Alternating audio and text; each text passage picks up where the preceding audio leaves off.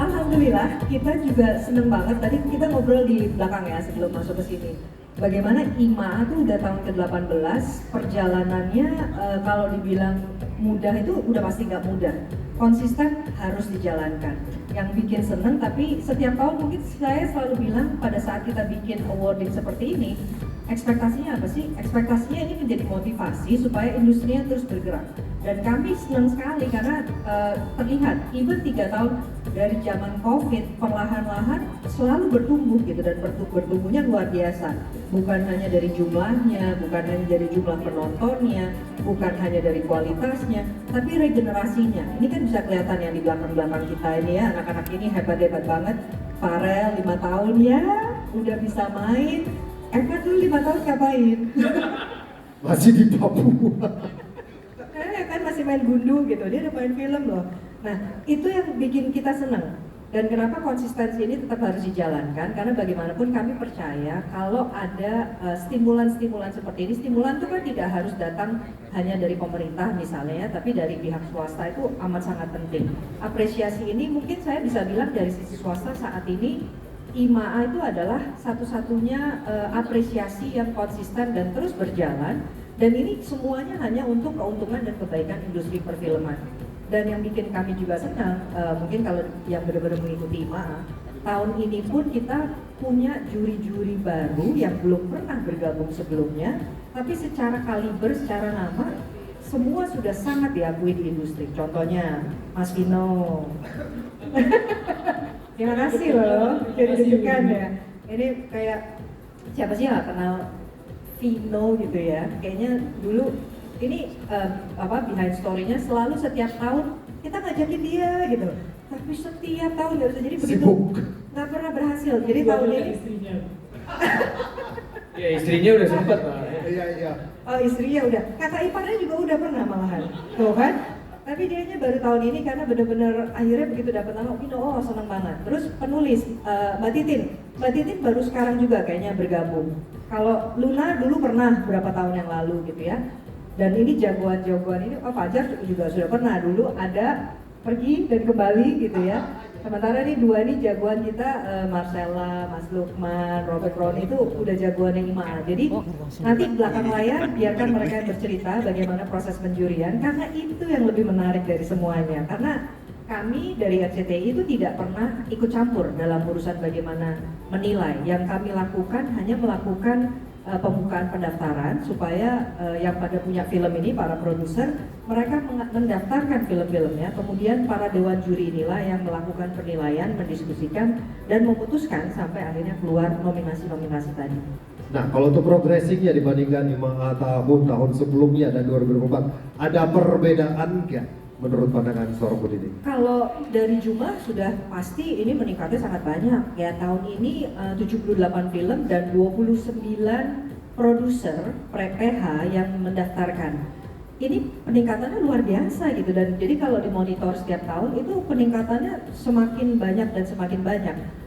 Kami berharap sih ini akan terus terjadi karena tadi kan Robert Roni juga ngobrol di belakang berapa sih target penonton film Indonesia itu di bioskop gitu ya. Kalau kita ngomongnya nanti biar dari Robert juga menyampaikan, kalau misalnya targetnya adalah berapa, 80 juta, masa sih cukup cuma 80 juta? Kita punya 280 juta penduduk Indonesia, filmnya ada segitu banyak. Meskipun ini sudah peningkatan yang luar biasa, tapi kami tetap percaya secara potensi industri ini luar biasa, jadi harus terus didukung, dan mudah-mudahan kita nggak salah ya, tahun depan harusnya jauh lebih besar lagi. Nice, kalau gitu kasih tepuk tangan buat Bu Didi dulu, terima kasih. Mungkin langsung ke Dewan Juri kepalanya kali ya, Robert gimana nih? What do you think arah apresiasi untuk IMA tahun ini? Jadi saya sudah bertahun-tahun jadi juri IMA, dan kenapa saya selalu mau? Karena menurut saya sih konsistensi IMA ini luar biasa. Tapi sebelum itu saya mau shout out dulu ke Lukman. Ya dari belakang juga bilang, nggak ada Lukman Sardi, nggak ada IMA. Jadi kita harus menghargai Lukman ya. Nggak ada Lukman Sardi, nggak ada namanya IMA. Tapi saya applaud RCTI dan IMA karena sudah 18 tahun. Menurut saya nggak mudah ya punya konsistensi selama 18 tahun, punya sebuah ajang award apapun, di bidang apapun, di belahan dunia manapun. 18 tahun sebuah angka pencapaian yang luar biasa menurut saya, dan ini harus diapresiasi sih. tujuan kita sebenarnya dari awal simpel sih. Kita ingin memberi motivasi untuk semua aktor di luar sana untuk lebih meningkatkan craftsmanship mereka sebagai seorang aktor, dan juga memberi motivasi buat orang-orang yang belum jadi aktor, ayo jadi aktor. Karena industri film Indonesia sekarang ini seperti tadi disebut oleh Mbak Dini sangat-sangat berkembang, sangat-sangat besar, dan tahun ini kita projection ya bisa lebih ya, ada sekitar 80 juta tiket terjual di bioskop, padahal rekor sebelumnya hanya 59 juta tiket, jadi luar biasa. Dan padahal dengan segala kesuksesan ini sebenarnya potensi kita jauh lebih besar karena kita sangat-sangat under screen. Kita baru punya 2.200 layar bioskop di seluruh Indonesia, padahal kita punya 280 juta penduduk di Indonesia. Papua kurang banyak. Padahal Korea yang penduduknya cuma 50 juta, mereka punya 8.000 layar bioskop. Jadi menurut saya sih kita harusnya bisa mengejar paling nggak 10.000 layar bioskop, dan kita harapkan, kita semua ngomong ya, kita harapkan pemerintah yang berikutnya ini lebih peduli dengan industri film Indonesia dan mendukung pembangunan layar bioskop di Indonesia. Amin. Tapi balik lagi ke terutama untuk daerah-daerah yang belum ada bioskop, sorry Papua itu iya, banget. betul. Tapi balik lagi ke soal penjurian, fairness-nya masih samakah dengan integritas di tahun lalu atau maybe something else coming in this year? Menurut saya sih tiap tahun menarik ya, jadi siapapun jurinya. Karena saya, Lukman, dan Marcella kan hampir tiap tahun jadi juri gitu. Jadi ada yang berbeda nggak penjurian tahun ini? Gitu aja deh mungkin. Iya, maksudnya dengan adanya Nugros, ada Vino, ada Titin, dan ada Luna, menurut saya sih menarik diskusinya. Kita tuh saking alotnya diskusinya, yang seharusnya jatahnya cuma berapa jam, jadi seharian. Sehari pun nggak cukup. Kemarin kita hari Senin meeting lagi, percaya, oh cuma setengah jam, ini 2 jam setengah. Gue bilang, wah ini luar biasa. Tapi saya bukannya komplain, tapi saya justru menghargai. Karena apa? Bahwa we really care. Kita benar-benar peduli dan benar-benar menganggap serius kerja kita sebagai seorang juri. Karena ini tanggung jawab besar di menurut saya. Apapun yang hasil kita umumkan nanti gitu ya, itu akan jadi benchmark dan trendsetter untuk tahun berikutnya. Jadi menurut saya ini tanggung jawab yang serius, yang nggak main-main, dan saya sangat senang karena semua rekan-rekan juri juga menganggap ini suatu hal yang serius gitu. Ini tanggung jawab profesi kita nih sebagai seorang filmmaker. Nggak main-main lah gitu istilahnya, bahwa we have to be responsible karena ini jadi benchmark. Karena nggak ada di Indonesia ajang award sejenis ini seperti ini kan. Jadi menurut saya sih ini sesuatu yang sangat-sangat diapresiasi, dan saya terima kasih untuk semua yang terlibat di IMA ini. Semoga akan terus berlangsung sampai tahun ke-50 dan selanjutnya.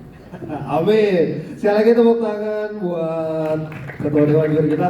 Sebelum kita lanjut ke yang lain, saya mau bergabung dengan juri yang lagi online bersama kita terhubung. Ada Luna Maya. Selamat sore, atau Mbak Titin. Selamat sore. Luna atau Mbak Titin, Mbak Timena. Mbak Titin, gimana sebagai salah seorang juri? Apakah penilaian untuk di tahun ini cukup berat? Iya, pertama karena saya baru bergabung di tahun ini, jadi ini pengalaman yang baru banget buat saya. Apalagi ini yang dinilai fokus pada keaktoran ya. Jadi ini memakai untuk pertama kalinya memakai sudut pandang seorang penulis skenario memilih keaktoran. Jadi ini menyenangkan banget, seru banget, dan seperti yang tadi Pak Robert Roni bilang, memang alat tapi seru sih, seru banget. Oke, tapi dari sisi sebagai seorang penulis, sebenarnya kriteria apa yang bikin sebuah film itu layak untuk masuk dalam sebuah nominasi? Kalau dari sisi penulis sih yang paling sederhana tentu saja bahwa pesan yang disampaikan itu bisa ditangkap oleh penonton gitu. Ada pesan yang ingin disampaikan dan jelas gitu pesannya apa kalau sebagai film. Dan kalau dari sisi keaktoran belum ditanya ya, tapi kalau dari sisi keaktoran itu berarti bahwa sang aktor dengan melalui perannya itu bisa menyampaikan pesan tersebut gitu, membawakan pesan tersebut yang disampaikan oleh film, karena kan karakter itu sebagai pembawa pesan dalam film. Nice, terima kasih Mbak Titin. Mungkin berikutnya saya mau coba ke Marcella sebagai aktris juga, sekarang jadi juri juga.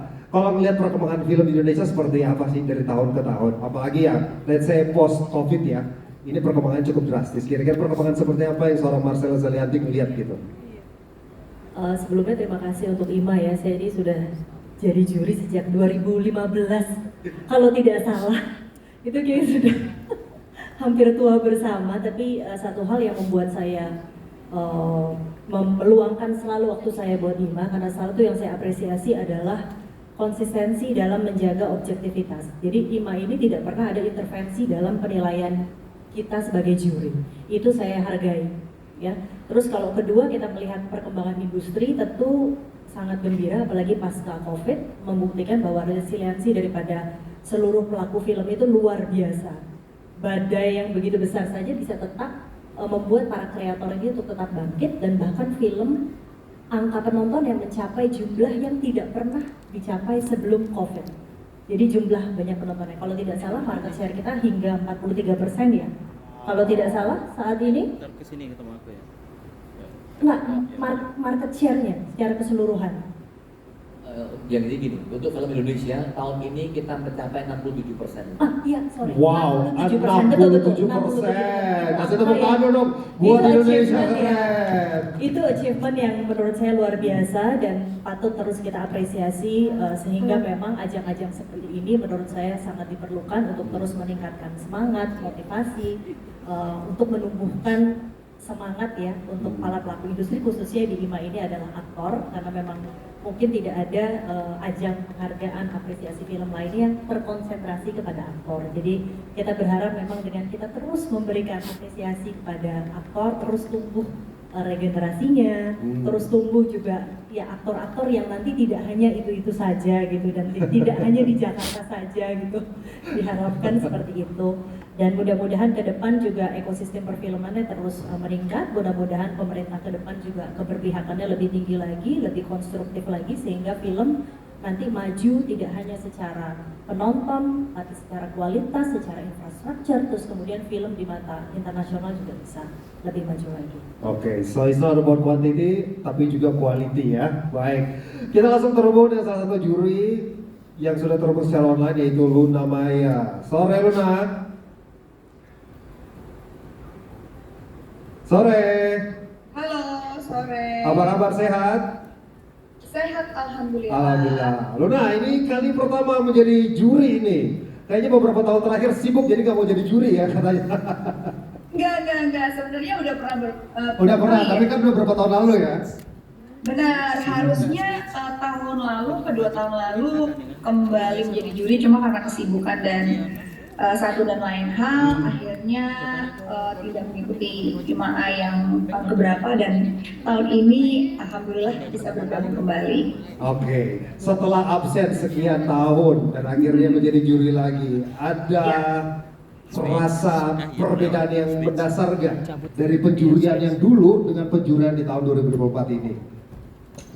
Kurang lebih hampir sama, tapi pasti tahun ini lumayan seperti tadi Mas Fani bilang dan Marcella juga bilang dan semua rekan-rekan juri bilang bahwa ini cukup memakan waktu yang sangat panjang diskusinya, karena kami kebingungan dan kesulitan di awalnya menentukan yang terbaik dari yang sudah terbaik. Jadi memang ya penilaiannya ketat sekali dan penilaiannya juga sangat detail dan spesifik, jadi makanya terjadi kealotan dalam menentukan nomine atau memasukkan film-film. Tapi berjalannya waktu kami benar-benar merasakan dedikasi yang luar biasa dari seluruh para juri untuk membuat penilaian yang fair, yang baik, dan seperti tadi kata Marcella, ini mudah-mudahan meningkatkan kualitas ke depannya, meningkatkan juga motivasi ke depannya untuk industri perfilman Indonesia, dan juga di bidang keaktoran ini menjadi lebih berwarna lagi ke depannya. Jadi super happy to be part of IMA 2024. Mudah-mudahan apa yang kita sudah jalankan ini bermanfaat untuk semua ya, tidak hanya di bidang keaktoran saja, tapi sebagai penggerak industri film Indonesia juga. Oke, thank you Luna. Sebelum itu kasih tepuk tangan buat Luna Maya dulu, terima kasih banyak. Tapi kita juga mau nyapa yang lagi di online, ada Deva Mahendra. Sore Deva. Halo, selamat sore semuanya. Halo. Kakak Pace, selamat sore. Sehat Kak? Sehat Pak C, terima kasih banyak. Deva coba. Oke, ada siapa lagi? Ada Rigo udah terhubung. Bentar ya Deva ya. Rigo, selamat sore. Hai, sore semuanya. Sorry nggak bisa hadir langsung. Sore. Kemudian ada Asmara Abigail. Selamat sore. Hai, selamat sore semuanya. Selamat sore. Dan kita ada siapa lagi yang masih terhubung? Kristo Emmanuel. Selamat sore, bro. Selamat sore Kak, selamat sore semuanya. Maaf nggak bisa hadir langsung. Oke, terima kasih udah kesediaannya di online. Oke. Kemudian ada Angga Yunanda. Selamat sore juga. Halo, selamat sore. Langsung hafal ya. Dia tahu suaranya ya. Halo, Adam. Oke. Oke, Asmara Abigail tadi udah ya. Kemudian baik. Untuk yang di online harap tunggu sebentar, kita ngobrol dulu ke Mas Lukman Zardi sebagai seorang juri. Sistem untuk penjurian di IMA ADU 2004 ini seperti apa, Mas? Kalau boleh tahu. Ya, sistemnya sebenarnya of course kita melakukan diskusi, tapi diskusi tersebut berdasarkan juga ada fondasinya gitu. Kan penting ya bagaimana pemahaman penilaian buat aktor tentang bagaimana dia bisa menghidupkan karakter itu, seberapa sulit karakter tersebut, seberapa dalam. Ada beberapa kriteria yang menjadi fondasi untuk kita menilai. Dan menurut aku pribadi ini sangat menarik ya. Apalagi aku as an actor, mungkin Vino juga as an actor. Kadang-kadang ada perasaan canggung berusaha menilai teman-teman sendiri yang ada di situ. Tapi balik lagi dari proses IMA awal kan memang kita fokus ke keaktoran. Dan ini sebenarnya juga reflect ke kita juga sih yang sebagai aktor gitu. Bagaimana kita melihat perkembangan keaktoran di Indonesia itu sendiri. Luar biasa banget sih. Seneng banget dengan munculnya juga pendatang-pendatang baru yang sangat kuat gitu ya. Buat aku ini good news dengan adanya pendatang-pendatang baru yang begitu kuat. Dan juga kita lihat adik-adik kita yang di belakang ini kan, ini menjadi sebuah tanda bahwa kedepannya Indonesia tidak akan kehabisan aktor-aktor yang bagus. Dan inilah jadi makanya penilaian itu menjadi sangat krusial buat kita. Kita bukan ngelihat lagi kayak apa ya, kita nggak berupaya menilai sih sebenarnya. Karena kita ngelihat ini udah bagus-bagus banget, tapi kita berupaya untuk kind of membuat benchmark sebenarnya. Motivasi, regenerasi itu sebenarnya yang akhirnya menjadi tujuan kedepannya. Kalau aku melihatnya seperti itu dan sangat penting buat industri film Indonesia. So what's more important? Apa yang lebih penting dari sebuah durasi film misalnya 1 jam 50 menit? Apa yang dilihat dari keaktoran itu sampai akhirnya punchline-nya dapat ini bisa masuk nominasi? Kira-kira seperti apa? Sangat teknis. Soalnya kan film banyak ya. Teknis, kenapa larinya ke sini? Kira-kira pandangan sebagai seorang Mas Zardi. Gini loh kan, fungsinya aktor dalam sebuah film adalah menghidupkan karakter itu sendiri kan. Bagaimana dia berhasil menghidupkan karakter itu sendiri dari awal sampai akhir menjadi sesuatu yang sangat believable buat penonton. Nah ini kan bukan pekerjaan yang mudah, apalagi kadang-kadang kita mendapatkan terchallenge dengan peran-peran yang mungkin di luar dari apa ya, di luar dari bukan ekspektasi, kayak di luar dari kehidupan personal kita atau segala macam. Misalnya kita ngomong film-film, let's say kita bicara tentang film-film tokoh, itu kan memang di luar dari apa yang terjadi sama diri kita sendiri kan. Nah itu untuk menjaga konsistensi dalam satu film dengan karakter itu bukan hal yang mudah, sangat sulit. Bayangin dengan 1 jam kita bisa membuat penonton benar-benar teryakinkan dengan apa yang teman-teman aktor lakukan, menjadi believable dan akhirnya memunculkan sebuah, bisa jadi inspirasi, bisa jadi sebuah pertanyaan bahkan buat yang nonton. Ini kan nggak gampang kayak menghidupkan karakter itu sendiri kan dari hanya sebuah tulisan yang ditulis misalnya oleh Mbak Titin dengan skema skenario yang sudah dia susun dengan baik. Tapi ini tidak akan jadi apa-apa kalau si aktornya itu sendiri tidak bisa menampilkan atau menghidupkan karakter tersebut. Nice, terima kasih, kasih tepuk tangan buat Mas Lukman. Berikutnya ke Vino. Kalau menghidupkan karakter kayak jagoan tadi ini ya. Tapi sebagai juri dulu saya mau nanya, how you feel?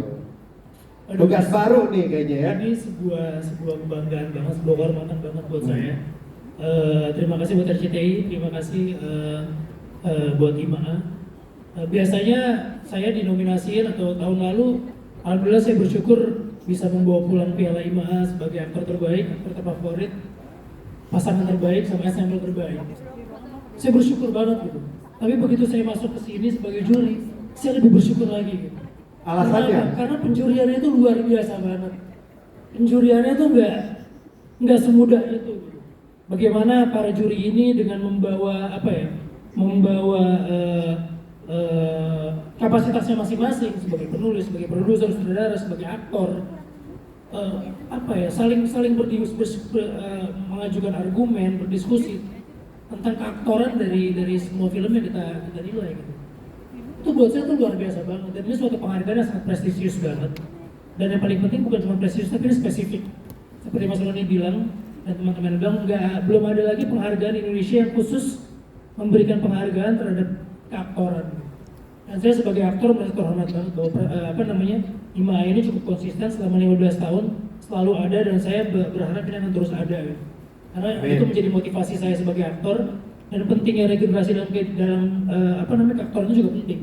Nah, IMA ini sangat berperan penting untuk regenerasi di bidang keaktoran itu. Oke, based on experience, tahun lalu menang, artinya sudah bisa kebaca. Tahun ini jadi juri, berarti udah tahu standar-standarnya kira-kira untuk aktor dan aktris yang mungkin belum masuk nominasi di tahun ini.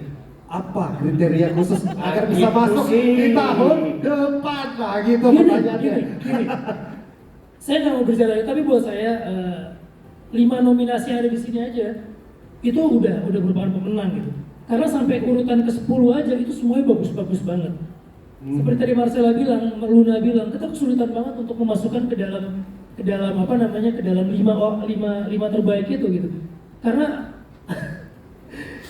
keras banget sih, ini keras banget sih. Maksudnya memang apalagi Lukman bilang kita menilai sesama aktor gitu. Itu ada rasa sungkan, tapi gimana pun juga ini tanggung jawab kita untuk memberikan nilai, memberikan mengapresiasi lah buat teman-teman kita ini yang memang benar-benar sangat total di film yang dia mainkan di sepanjang tahun ini gitu. Dan buat saya 5 nominasi aja, 5 orang nomini yang ada di sini aja itu udah yang terbaik banget sih.